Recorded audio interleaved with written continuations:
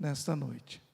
Eu quero compartilhar com os irmãos a fé do pai Abraão. Quero compartilhar um pouco da fé do nosso pai Abraão. E Abraão tem sido um personagem bíblico de muita expressão. Muito tem se falado sobre ele, pregado sobre ele, estudos a respeito dele. E tem sido exemplo para muitas gerações.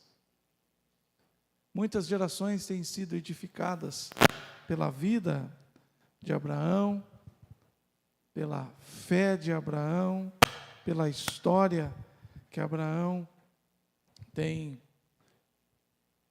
a palavra do Senhor tem contado a respeito deste homem. E hoje nós aprenderemos algumas lições preciosas na nossa vida. Lições a partir da história da fé de Abraão. Lições que poderão transformar na nossa história.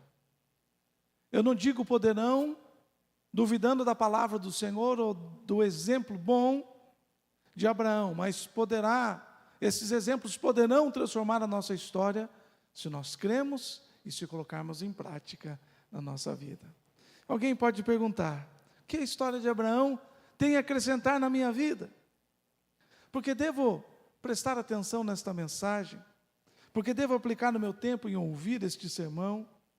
A Bíblia é a palavra de Deus e contém segredos poderosos a serem revelados. E Abraão é o nosso pai da fé. E um bom pai sempre tem exemplos extraordinários a ensinar.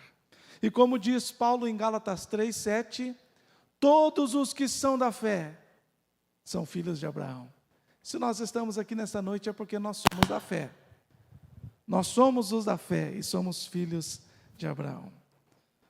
Irmãos, eu não vou ler um texto específico para basear na minha mensagem, mas estudando a história de Abraão, eu pensei alguns versículos importantes.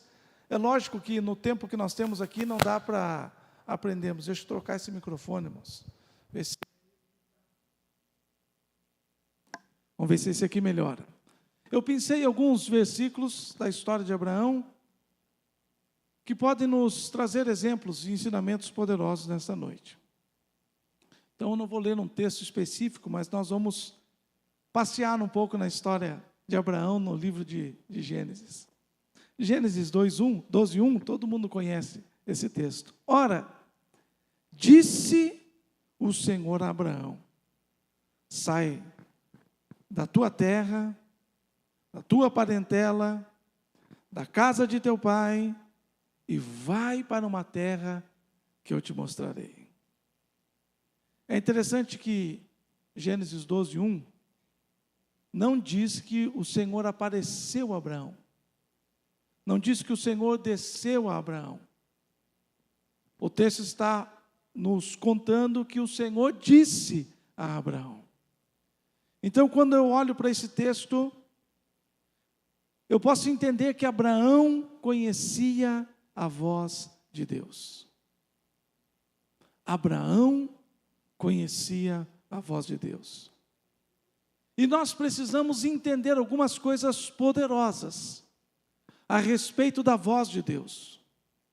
Nós falamos sobre Deus, falamos sobre a pessoa de Deus, falamos sobre o poder de Deus, falamos sobre as obras de Deus, e muitas vezes deixamos de falar de coisas preciosas e valiosas a respeito da voz de Deus. E a primeira coisa que nós precisamos aprender, entender, é que precisamos aprender a reconhecer a voz de Deus. Deus não fala com todos, e nem todos que Deus fala reconhecem a voz de Deus. E esta é uma missão minha, esta é uma missão sua, esta é a nossa missão. Aprendemos a voz de Deus, aprendemos a reconhecer a voz de Deus, quando é Deus que está falando conosco.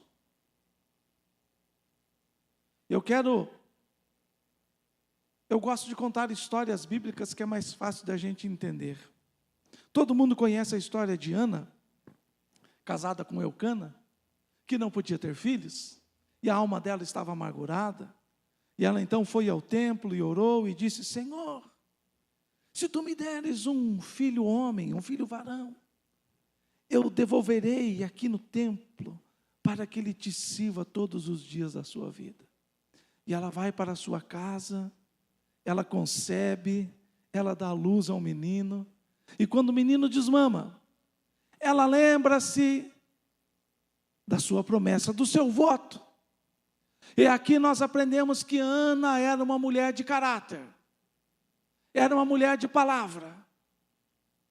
Ela disse aos pés do Todo-Poderoso, dizendo: se tu me deres um filho varão, eu devolverei a ti. Agora ela desmama aquela criança, pega a criança e leva lá no templo, aonde ela havia feito a oração, aonde ela tinha feito o voto, aonde ela tinha feito a aliança, e deixa o pequeno Samuel para servir ao Senhor no templo. E certa noite, o sacerdote deita-se para dormir. Samuel deita-se no templo para dormir. E de repente o pequeno Samuel escuta uma voz dizendo: Samuel, Samuel. E ele prontamente diz: eis-me aqui. E corre até o quarto do sacerdote ali e diz: pois não, está me chamando. E ele disse: não te chamei, deita e dorme. Então Samuel volta até o seu quarto, deita, e de repente, pela segunda vez, ele ouve a voz dizendo: Samuel, Samuel. E ele atentamente diz: eis-me aqui, Senhor. E corre até o sacerdote Eli e diz: pois não, o Senhor me chamou. Não te chamei. Volta e dorme. Volta o pequeno Samuel, deita na sua cama, e de repente, pela terceira vez, ele ouve a voz dizendo: Samuel, Samuel. E ele prontamente diz: eis-me aqui, e corre até o sacerdote Eli. E lá em 1 Samuel 3,7 diz assim: isto aconteceu porque Samuel ainda não conhecia a voz de Deus.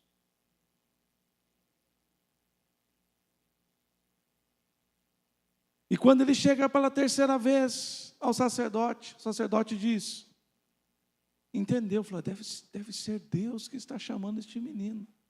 É a voz de Deus. Então, agora o sacerdote começa a ensinar, começa a instruir o pequeno Samuel para que ele começasse a entender, a aprender e a reconhecer a voz de Deus. Porque até então, qualquer voz que Samuel ouvia era a voz do sacerdote. Então, o sacerdote diz assim: Samuel, você vai e deita. E se você ouvir esta voz de novo, você vai dizer assim: fala, Senhor, porque o teu servo ouve. Que coisa extraordinária. Mas isso não acontece apenas com quem está começando na caminhada espiritual. Isso não acontece para quem está começando na sua vida cristã. Existem muitas pessoas que pensam que andam com Deus, que pensam que conhecem a Deus, que na verdade conhecem a respeito de Deus, mas não conhecem a voz de Deus. Havia um outro jovem, chamado Saulo, conhecido como Saulo de Tarso, e a história dele está em Atos dos Apóstolos. E ele foi criado aos pés de Gamaliel, e logo jovem se tornou doutor na lei. Então ele conhecia toda a lei, ele conhecia todos os profetas, ele conhecia muito bem a respeito de Deus, e ele mesmo disse: eu era fariseu dos fariseus. Com relação à lei, ele conhecia toda a lei, ele conhecia os 613 preceitos do judaísmo, e ele disse com relação a isto, ninguém poderia falar nada a meu respeito. No entanto, este jovem, que estudou as leis, estudou os profetas, que pensava que sabia se relacionar com Deus, agora Jesus decide descer e encontrá-lo. E Saulo, respirando ameaças contra a igreja, indo a caminho de Damasco para prender homens, mulheres, crianças e arrastá-los ao cárcere, Jesus desce em uma luz extraordinária. E Paulo agora, o jovem Paulo, cai por terra, com o rosto em terra, e no meio daquela luz extraordinária, ele ouve uma voz dizendo: Saulo, Saulo, por que você me persegue?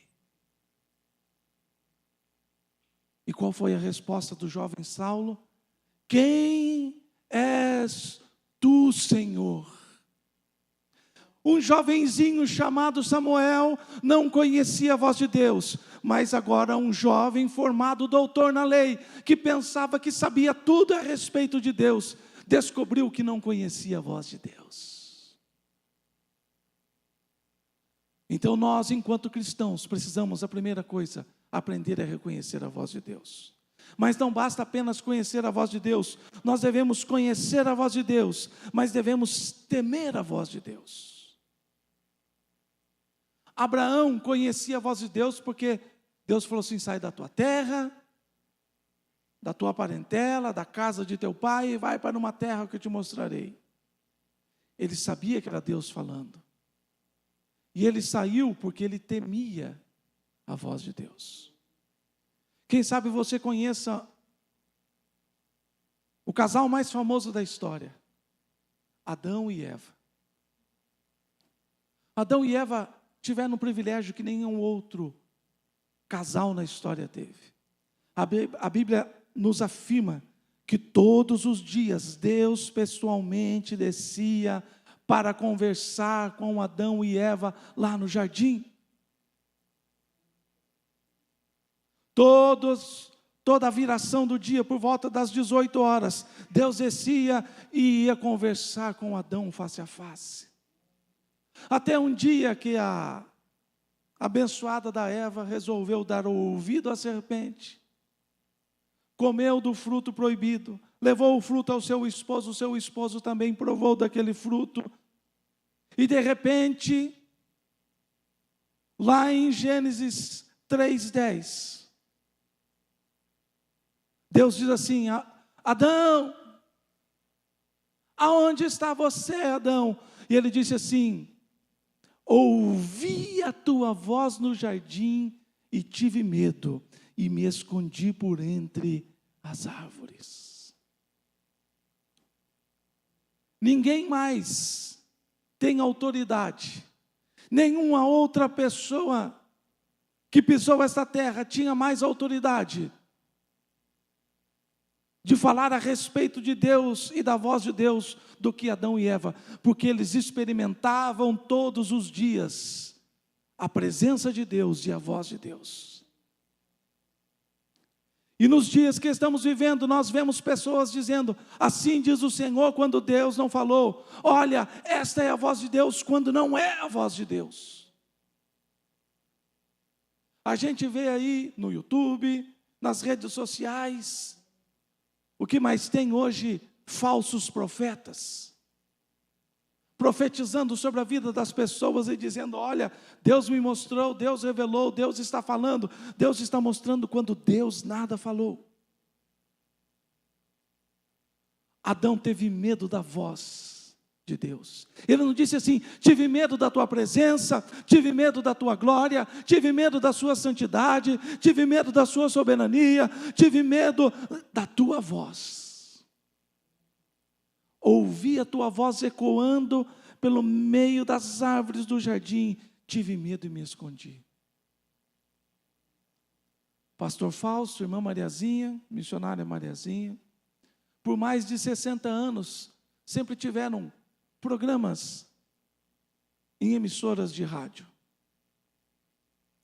E desde que me conheço por gente, sempre quando o pastor Fausto ia iniciar um programa de rádio, ele lia Abacuque 3, dizendo: tenho ouvido, Senhor, as tuas declarações e me sinto alarmado. O profeta estava dizendo: tenho ouvido a tua voz, Senhor, e tenho temido. Abraão conhecia a voz de Deus, Abraão temia a voz de Deus, mas não adianta conhecer, temer, se não obedecer. Abraão conhecia quando era o seu Deus que estava falando. Abraão temia quando ouvia a voz do seu Deus. Mas Abraão obedecia. Lá em Gênesis 22, Deus fala: Abraão, pega o teu filho, o teu único filho Isaque, e oferece para mim.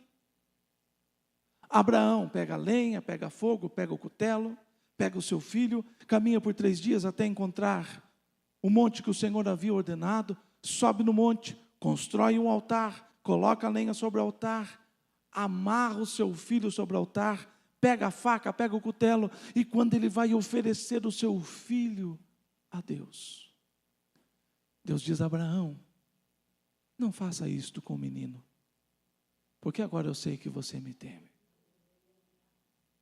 Fisicamente Abraão não ofereceu, não encravou aquela faca no coração do seu filho, mas para Deus ele ofereceu aquele filho. E em Gênesis 22, 16 e 17 ou 17 e 18, Deus vai a Abraão e diz assim: deveras eu te abençoarei, certamente multiplicarei a tua descendência como as estrelas dos céus e como a areia da praia do mar. A tua descendência possuirá a terra dos seus inimigos, e na sua descendência serão abençoadas todas as nações da terra, porque obedeceste a minha voz.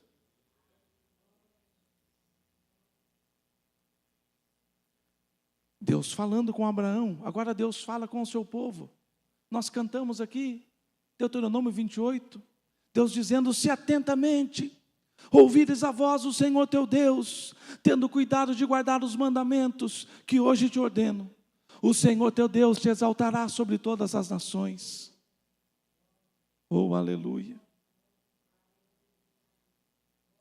Se você ouvir a voz, se ouvires a voz do Senhor teu Deus, virão sobre ti estas bênçãos e te alcançarão. Bendito serás na cidade, bendito serás no campo. Oh, aleluia!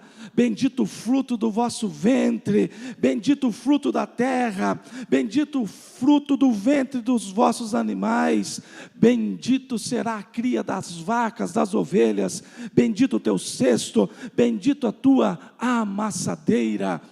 Bendito serás ao saíres, bendito ao entrares, e o Senhor fará com que sejam derrotados na tua presença os inimigos que se levantarem contra ti. Por um caminho se levantarão, mas por 7 terão que fugir da tua presença, e o Senhor determinará a bênção sobre os teus celeiros e sobre tudo aquilo que você colocar as mãos, e Ele te abençoará na terra que hoje te dá.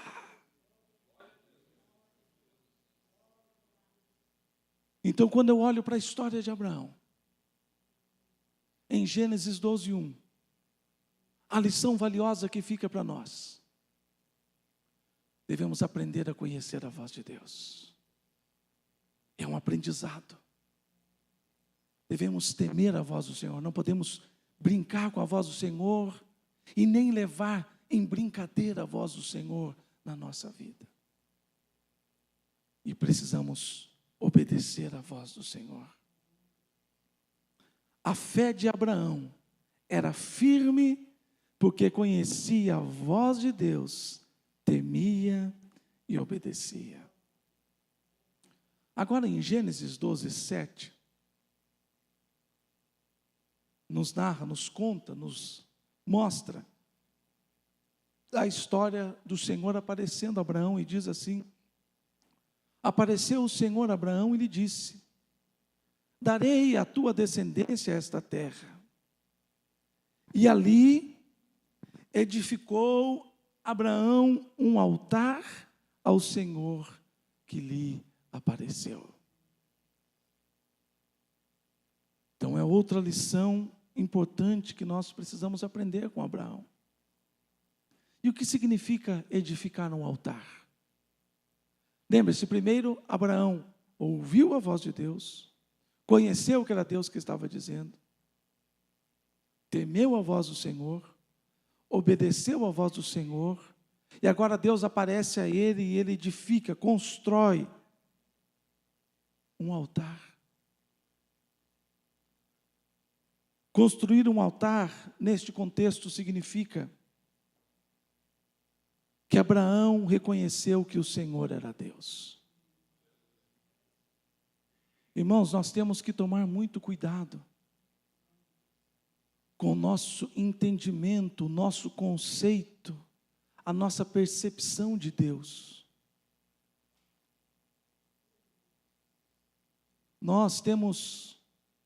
Quando eu digo não é exclusividade da nossa geração, não é exclusividade da geração passada, isto vem desde o tempo que Adão e Eva viviam no jardim, perfeitos, com condição perfeita de tomarem as decisões corretas para a sua vida. Mas nos últimos dias, irmãos, as mensagens têm chegado mais rápido. Então você abre o teu Facebook e ali vai aparecer mensagens e mais mensagens, cortes e mais cortes, vídeos e mais vídeos. Você abre o Instagram, vai ter você abre o YouTube. Então tem muitas, por um lado é bom, por outro lado é perigoso. Tem dezenas, milhares e milhões de pessoas, cada um nas redes sociais e nas plataformas, cada um explicando o seu conceito de Deus. E cada barbaridade que a gente ouve. E nós vamos passar rapidamente pela história para aprendermos a respeito disso. Estamos falando sobre Abraão edificando um altar. A primeira característica de quando você constrói um altar para Deus, você está reconhecendo que Ele é Deus. Adão e Eva pensaram que poderiam conduzir a vida da maneira que eles achavam melhor. Veja se não tem semelhança com os dias que nós vivemos. Deus vai impedir Deus vai me impedir logo de nem olhar para aquele fruto. Que Deus que é esse? Se for para servir um Deus desse, eu nem quero. Um Deus que proíbe de comer uma fruta que está pendurada numa árvore, no meio do jardim. Esse Deus eu não sirvo, esse não é o Deus. Não é isso que a gente ouve? Você acha que Deus vai exigir? Você acha que Deus vai proibir alguma coisa na minha vida? O Senhor da minha razão, o bambambam da minha história. É isso que a gente vê hoje. Adão e Eva já eram assim. Que negócio de não comer fruta, nada. A Eva, iludida pela serpente, comeu. Mas Adão deliberadamente comeu. Adão não foi enganado. Quem foi enganado foi Eva. Adão falou, já que você comeu, daqui que eu vou comer também. Que fruta gostosa, que delícia. E estamos nós pagando o pato aqui com esse calor, né? Até com o ar-condicionado está quente. Porque no jardim o clima era perfeito. O corpo era perfeito, a saúde era perfeita. O pensamento era perfeito, as emoções eram perfeitas. O nosso ser era perfeito. Vamos lá. A Bíblia diz que Caim matou Abel. Por que Caim matou Abel? Porque Deus recebeu a oferta de Abel e não recebeu de Caim. E o próprio Deus disse, falou assim, desceu e falou assim, Caim, não é certo que se você proceder de maneira correta, eu também não vou aceitar a tua oferta? O presbítero Wagner falou sobre dízimos e ofertas aqui há pouco, né? Caim achou que poderia oferecer ao Senhor o que ele bem entendia. Não é pastor nenhum que vai me dizer o que eu dou, o que eu não dou para a igreja. Não é igreja nenhuma que vai dizer o que eu faço ou não da minha vida. Esse Deus está pensando que é o quê? Desceu do céu aqui para dizer a maneira que eu tenho que ofertar, e eu oferto do jeito que eu quiser. Quando Adão e Eva agiram assim, eles estavam dizendo, tu não és Deus da minha vida. Quando Caim deixou de ouvir a voz de Deus, de temer a voz de Deus e de obedecer a voz de Deus, e continuar fazendo do jeito que ele achava que tinha que ser feito, ele estava dizendo, tu não és Deus da minha vida. O primeiro rei da história de Israel, Saul. Eu gosto muito da história de Saul, gosto mesmo, irmãos. Porque é uma história, como diz o ditado popular, que me deixa com a barba de molho. Porque Saul começou a governar de maneira correta. Mas daqui a pouco ele falou assim, o que é, na cabeça dele estava assim, o que é que esse Deus tem que se meter no meu governo? O que é que esse Deus tem que se meter nas minhas decisões? O povo é meu, o governo é meu, o poder é meu, a autoridade é minha, o trono é meu, eu sento ali e faço do jeito que eu quiser.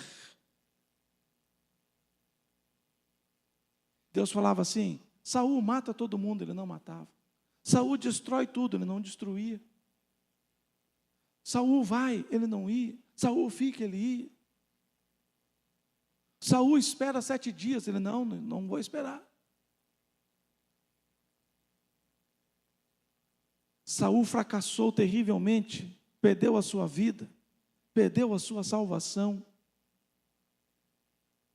porque achou que poderia fazer do jeito que ele queria, do jeito que ele achava que deveria fazer. Sabe, irmãos, isto é o senso de soberania que nós estamos perdendo. Hoje as igrejas, os pastores, os apóstolos, os bispos, querem fazer do jeito que eles acham que é. E nós, como crentes, muitas vezes nós também dizemos, eu vou fazer do jeito que eu quero. Ninguém manda em mim, ninguém bota a regra em mim, eu não vou seguir. Essa semana eu estava conversando com a irmã Mariazinha, estava dizendo, eu falei assim, fulano lá, perdeu a empresa dele. Daí eu falei assim, deixa eu contar o começo da história. Eu fui conversar com essa pessoa, a pessoa veio e chegou e falou, eu abri uma empresa, a minha empresa é assim, assim, assim, assim, porque contou. E eu falei, escuta, e a tua vida espiritual, como é que está? Porque pelo jeito a empresa está indo bem, a tua vida espiritual. Eu falei, eu vou numa igreja ou outra ali, mas igreja nenhuma me manda, pastor nenhum me manda. Eu falei, o começo da ruína está aí. Porque eu não estou aqui como pastor para dizer aquilo que eu acho, aquilo que eu penso, as regras que passam na minha cabeça. Não, nós estamos aqui para servir a Deus como deve ser servido. Ouvir a voz de Deus, reconhecer a voz de Deus, temer a voz de Deus, obedecer a voz de Deus, construir os nossos altares, sabendo que Ele é Deus soberano e que se nós quisermos chegar nos céus, não é segundo a nossa regra, mas segundo as leis que Ele estabelece. Simão o mágico, irmãos, outra história que me chama a atenção. Pedro estava lá pregando e colocava a mão sobre as pessoas, e as pessoas recebiam o Espírito de Deus. De repente o Simão chega lá e fala assim, Pedro, eu estou cheio de dinheiro aqui no bolso, quanto quer para você me vender esse dom? Tem muitas pessoas achando que podem comprar as coisas de Deus. que podem comprar a salvação pelo seu dinheiro, pelo seu dízimo, pela sua influência, pela sua fama, pelo seu nome ou pelo seu sobrenome. E Pedro disse: esse teu dinheiro seja contigo para a tua perdição. Outra história de Pedro. Pedro era power, né? Era poderoso. Ananias e Safira combinaram entre eles para mentir. Ananias chegou lá e disse: vendemos o terreno por 500 mil reais. Está aqui os 500 mil. Na verdade, eles tinham vendido por 1 milhão. Estavam querendo enganar a Pedro. E Pedro disse: vocês não mentiram a mim. Não mentiram ao homem. Vocês mentiram a Deus. Vocês mentiram ao Espírito Santo. Quem que fulminou Ananias? Daqui a pouco chega a mulher dele com a mesma mentira e... Quem que matou? O próprio Deus matou, irmãos. Fulminou eles ali na hora.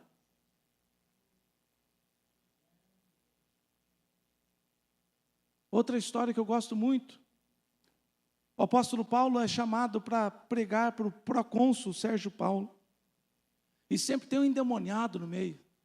Sempre tem um para atazanar a vida de quem quer pregar, não é? E estava lá o Elimas, o mágico. E Paulo falava a verdade, ele distorcia. Paulo pregava o evangelho, ele distorcia. E Paulo era pavio curto.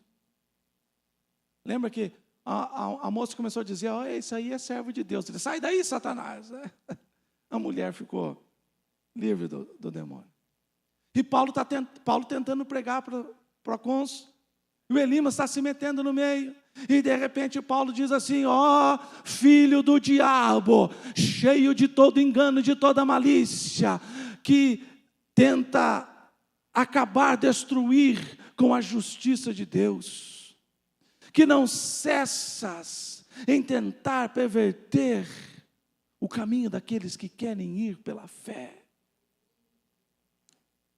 Agora mesmo a mão do Senhor estará sobre você e você vai ficar cego por um tempo. E o cara já saiu sem enxergar nada. Irmãos, nós não podemos perder a noção de um Deus soberano.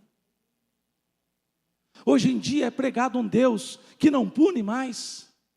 É pregado um Deus que não corrige mais. É pregado um Deus que não exorta mais. É pregado um Deus que nem lança mais o inferno. Que Deus é que nós estamos servindo? Um Deus que vai fazer todas as nossas vontades, que vai realizar todos os nossos caprichos. Deus continua sendo soberano, irmãos. Deus tem poder para matar, Deus tem poder para dar vida. Deus tem poder para dar saúde, mas Deus tem poder para colocar no fundo de uma cama, enfermo e doente. Deus continua sendo soberano. E esse é o evangelho, irmãos, a coisa que eu mais vejo. Agora está numa moda de artista se converter e ir para podcast, né? E dizer: não, Deus não faz, Deus é amor. Não existe inferno. Irmãos, Deus continua sendo soberano. O tanto que Ele é justiça, o tanto que Ele é amor, o tanto que Ele é santidade, é tudo mesmo. Deus não é mais amor do que justiça e santidade.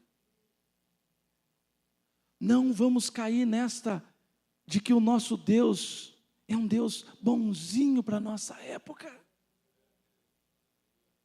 Nós temos uma alma, e a nossa alma é eterna. Aqui passa, tudo passa. Aqui a gente vive 50, 70, 100, 120 anos, mas a nossa alma é eterna, e nós não entraremos nos céus segundo aquilo que você, que nós achamos. Nós iremos entrar nos céus segundo aquilo que Deus estabeleceu, e o que Ele estabeleceu, nós encontramos na palavra. O próprio Jesus disse: eu não julgo ninguém, mas a minha palavra julga. Deus continua sendo soberano, irmãos. Deus continua corrigindo. Eu gosto muito de Isaías 46, 9, que diz assim: eu sou Deus. e fora de mim não há outro Deus. Eu sou o único Deus. E ele continua dizendo que desde o princípio eu anuncio as coisas que hão de acontecer, e desde a antiguidade as coisas que ainda não sucederam, e digo: o meu conselho permanecerá de pé, e farei toda a minha vontade.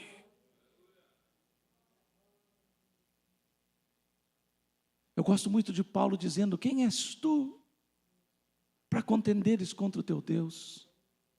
Eu gosto muito de Jó se levantando e dizendo: Deus, e Deus falou assim: vem aqui, vamos conversar de perto.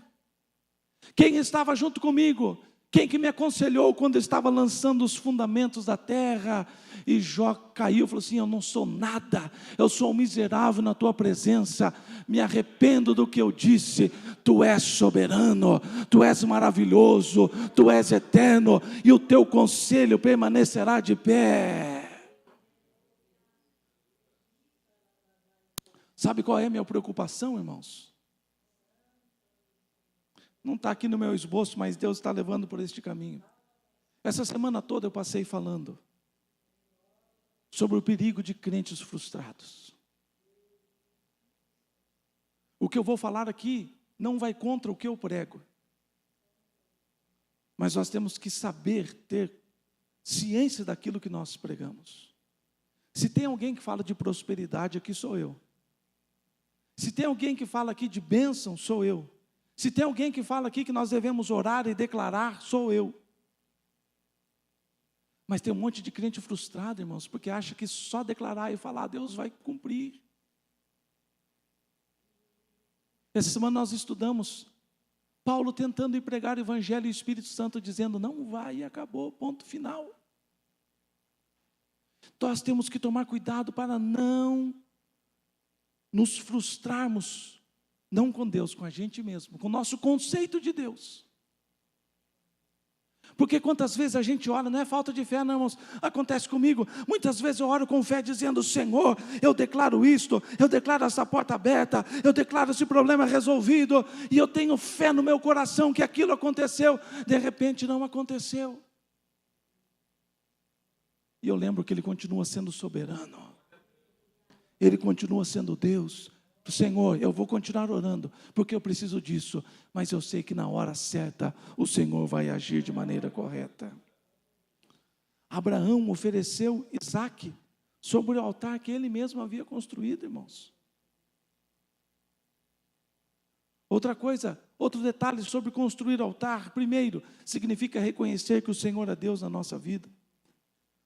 Segundo detalhe sobre construir um altar, significa oferecer adoração verdadeira. Deus, usando o profeta Isaías, diz assim para o seu povo, dizendo: vocês me adoram de lábios e com a boca, mas o coração de vocês está longe.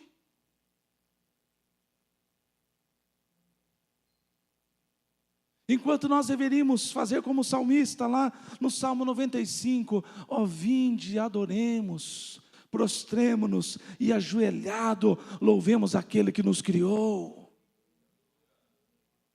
Irmãos, quando nós construímos altar, por isso que eu digo, irmãos, tem muitas pessoas que podem vir à igreja, tem muitas pessoas que podem levantar a mão, cantar, pode até chorar, mas às vezes é só uma questão emocional, porque não está construindo um altar diante de Deus.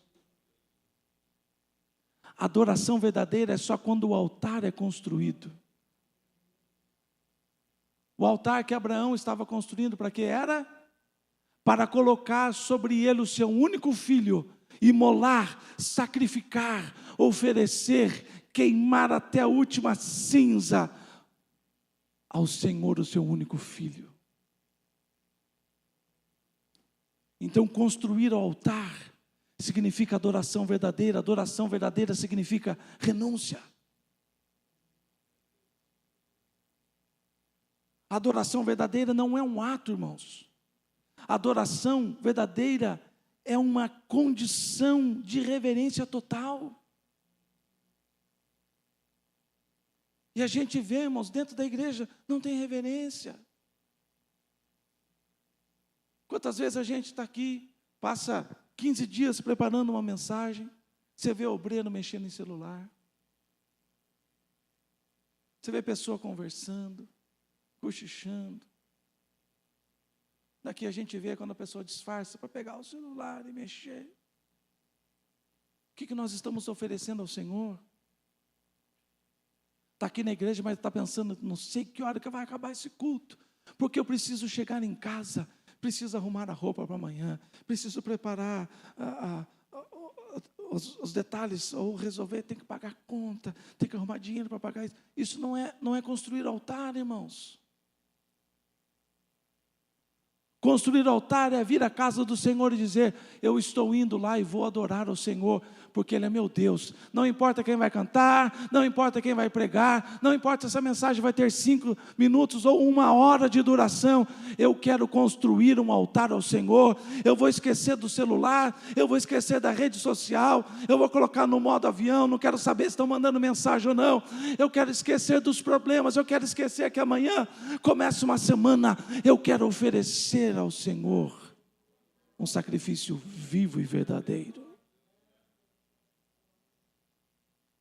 Não podemos louvar ao Senhor apenas com a estética, apenas com a aparência.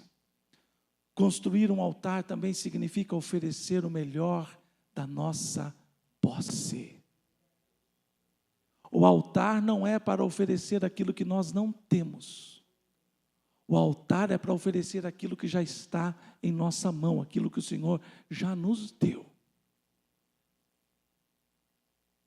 Deus não falou assim, Abraão, sobe lá pela fé na montanha, constrói um altar e imagine um filho teu que vai nascer ainda daqui tanto tempo, e você pela fé diz, eu estou oferecendo esse meu filho. Não, Deus esperou 25 anos para que Isaac nascesse, esperou mais uns 13 anos para a idade do menino, e o Senhor diz lá, agora você pega o teu filho, o teu único filho, sobe na montanha. Ele caminhou por 3 dias, até Deus dizer, é nessa montanha, agora sobe. E o menino fala assim, e daí pai? Eu estou vendo lenha, estou vendo fogo, estou vendo cutelo, cadê o animal para o sacrifício? Deus proverá, meu filho, Deus proverá. Construir altar na nossa vida é oferecer aquilo que já está na nossa posse. E é difícil a gente abrir mão. É difícil a gente dar o dízimo. É difícil a gente dar oferta. É difícil abrir uma agenda, um tempo na nossa agenda para vir à casa do Senhor, porque a gente está tão atribulado, a gente tem tantas coisas para fazer, a cabeça está tão cheia. Se der um tempo, eu vou para a igreja. A vida Deus já nos deu, o fôlego de vida Deus já nos deu, o dinheiro já está no nosso bolso, a saúde já está em nossa posse. Construir altar significa oferecer o melhor da nossa posse para Deus. Chegar na igreja, qual o corinho que a gente cantou hoje aí? Porque dele por ele. Meu Deus, que canseiro que eu estou. Você não está oferecendo o melhor da sua posse. Para vir para a igreja, combina até com o pastor, né? Calça creme, sapato marrom, pega o melhor do armário para vir, pega o melhor do guarda-roupa, ajeita o melhor penteado para ir para a igreja. Eu vou oferecer o meu melhor hoje. Eu vou bater palma até minha mão ficar vermelha. Eu vou pregar até ficar rouco. Eu vou louvar ao Senhor de todo o meu coração, porque dele, por ele, para ele são todas as coisas. A ele a honra, a ele a glória, a ele o louvor, a ele a adoração, a ele é meu fôlego de vida, a ele a minha voz, a ele as minhas mãos levantadas, a ele o meu ficar em pé, a ele o meu levantar, a ele o meu sentar, a ele o meu deitar, a ele eu ofereço o meu melhor. Abraão ofereceu o seu único filho. Ana ofereceu o seu primogênito, Samuel, pequenininho ainda. Eu gosto muito da história de Jacó. Jacó fugindo do seu irmão, saiu correndo e levou um pouquinho de azeite. Quem sabe uma vasilha, não sei o tamanho, mas vamos supor que fosse isso aí. Ele está viajando e aquele azeite era precioso durante toda a viagem. E ele então deita, faz um travesseiro de pedra, dorme, o Senhor desce e fala com ele. E naquela manhã, ele levanta, pega aquela pedra, erige como um altar, constrói como se fosse um altar, e derrama e oferece na presença de Deus todo o seu azeite. Ele estava dizendo: Deus, agora eu não tenho mais nada para seguir a minha viagem. Eu não tenho mais nada para seguir o meu caminho. Tudo que eu tinha de precioso eu apresentei a Ti. Agora estou totalmente dependente de Ti. Muitas vezes nós temos coisas preciosas. Eu gosto da história de Daniel. Daniel ofereceu a sua própria vida sobre o altar da fidelidade. A gente pensa só num aspecto e não pensa no outro. Daniel era um dos 3 presidentes da Babilônia. E agora estava sendo cotado para se tornar o presidente, acima dos outros 2. Morava num sobradão bonito, daquele que a gente passa na rua e baba: ô Senhor, me dá um sobradão desse, né, Denise? A gente passa e fala: ô Deus, eu quero um sobradão desse. O salário, ó, lá em cima. A fama lá em cima. O respeito, o reconhecimento, a honra. Todo mundo sabia quem era Daniel na Babilônia. E agora saiu o edito, saiu o decreto dizendo: durante 30 dias ninguém pode orar a outro Deus senão ao rei.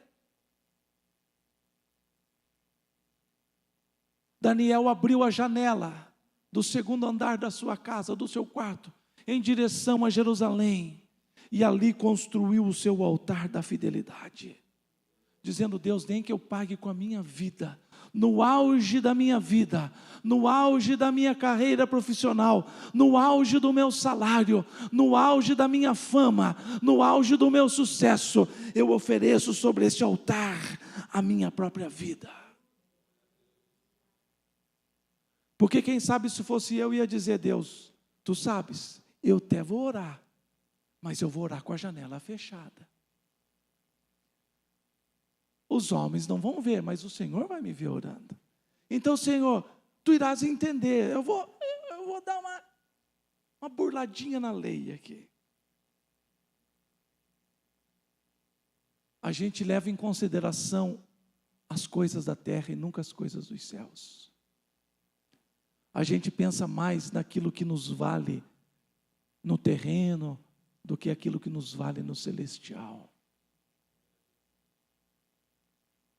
Daniel abriu a janela e 3 vezes ao dia orava, até ser lançado na cova dos leões. Ele ofereceu o melhor que ele tinha. A Bíblia não diz, mas eu penso, na cabeça dele estava assim: eu posso oferecer o meu cargo a Deus, eu posso oferecer o meu salário integral a Deus, eu posso oferecer esta casa a Deus, mas eu também posso oferecer a minha vida a Deus. O que é mais valioso? O que é mais precioso? Eu vou oferecer a Deus a minha vida no altar da fidelidade. Devemos edificar altares. Edificar altar significa construir ambientes onde o nosso Deus possa ser celebrado e exaltado, e apresentar o nosso melhor a Ele. A fé de Abraão estava firmada em um ambiente de reconhecimento, de adoração verdadeira e de ofertas preciosas. Sabe o que acontece com os crentes de hoje em dia? Os crentes dizem assim: Senhor, eu quero ser Davi. Senhor, eu quero ser como Abraão. Senhor, eu quero ser como o apóstolo Paulo. Mas a gente não sabe o preço que eles pagavam, os altares que eles construíam, as ofertas preciosas que eles colocavam sobre os seus altares. A fé de Abraão estava firmada em um ambiente onde ele reconhecia: o Senhor é Deus, eu vou adorá-lo em espírito e verdade, eu vou fazer ofertas preciosas. Em Gênesis 15, 18 diz assim, que naquele dia fez o Senhor aliança com Abraão, dizendo: a tua descendência darei esta terra, desde o rio do Egito até o grande Eufrates. Entenda uma coisa: a aliança que Deus oferece, não oferece a todos. A aliança que Deus oferece não é de qualquer maneira que se consegue. A aliança que Deus oferece não é segundo os parâmetros humanos e filosóficos. A aliança de Deus é segundo os parâmetros que Ele estabelece. Por isso eu sempre digo aqui, irmãos, o que eu penso, o que eu deixo de pensar, não tem muita validade, mas aquilo que a Bíblia diz é verdade absoluta. Então nós não guiamos pelo que o mundo está dizendo. O mundo está dizendo: olha, vocês precisam aceitar isto, vocês precisam aceitar esta agenda, vocês precisam ser uma igreja progressista. Nós dizemos: não, nós seguimos a palavra do Senhor, nós obedecemos a palavra do Senhor, nós não negociamos aquilo que é santo, aquilo que é sagrado, com aquilo que é profano. Mas a filosofia diz assim, a filosofia diz: deixa a filosofia com os filósofos, nós preferimos a palavra do Senhor e a sabedoria que Ele nos traz através do seu Santo Espírito. A aliança que Deus oferece é baseada na fé, é baseada na obediência, é baseada no temor, é baseada na adoração verdadeira e é baseada em ofertas preciosas. Devemos ter um entendimento de Deus, que nos leve a práticas que alegrem a Deus, a tal ponto de Deus desejar estabelecer uma aliança conosco.